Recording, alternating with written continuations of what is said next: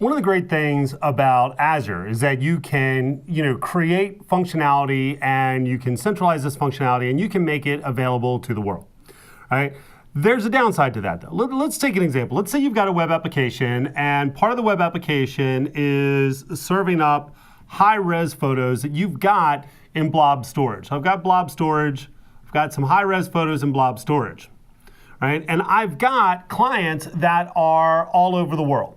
Right? And so I've got folks in the US, I've got folks in Europe, I've got folks in Asia, I've got folks in Africa, etc. And I'd give all 7 continents, but that'd take too long. All right. Now, it's great that I can do that and I can serve this up, but each one of these clients, by default, is connecting up and accessing that blob on, maybe it's on a European server or wherever it is, but it's still sort of all going to a single point, right? And let's say I'm hosting that in Europe and I've got somebody in Asia that has to go through a lot of hops to get there.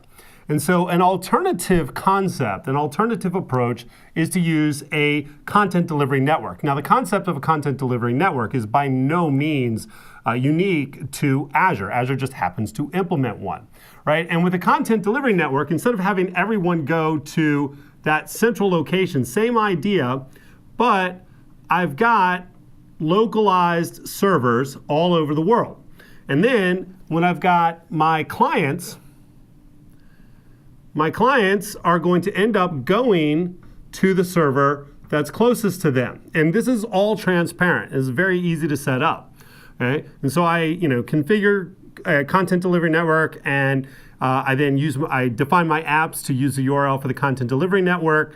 And then when a customer connects up, they're connecting up to their local server. I mean, it's not local, it's not in their system, but their geographically closer server.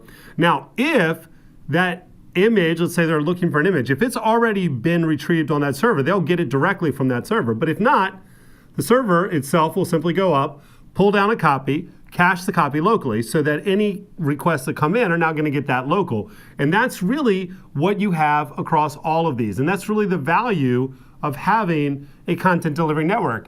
As that data gets cached, now all of these communications, instead of centralizing that communication, right, which puts a higher load on your storage server, it also puts more hops on all of the individual users. They're all going to more geographically local servers and pulling that data off of those servers. The content delivery network is a part of the overall framework. There are some rules for it. For example, you have to have publicly available, anonymously available blobs if you're going to use those. This actually will also work with a web application, but there are some restrictions. I don't know if that's the right way to put it. There's some rules regarding how you set the web application up in order to facilitate this. You wouldn't do this for dynamic content, right? So I wouldn't necessarily want, if I've got catalog data that's changing frequently, if I'm taking reservations for an event, I wouldn't want to use this for the reservation system, although I may use it for images related to the event itself. All right, so it's something you can create very easily. It doesn't make, honestly, it does not make for a very good demo because it's so easy to set up, and it takes about 24 hours at the time right now for that to fully populate across the entire world. So not a great demo, but a very easy thing to set up and something you want to consider if you've got static content and if you expect, for example, a global or at least a multi-regional client base for your application.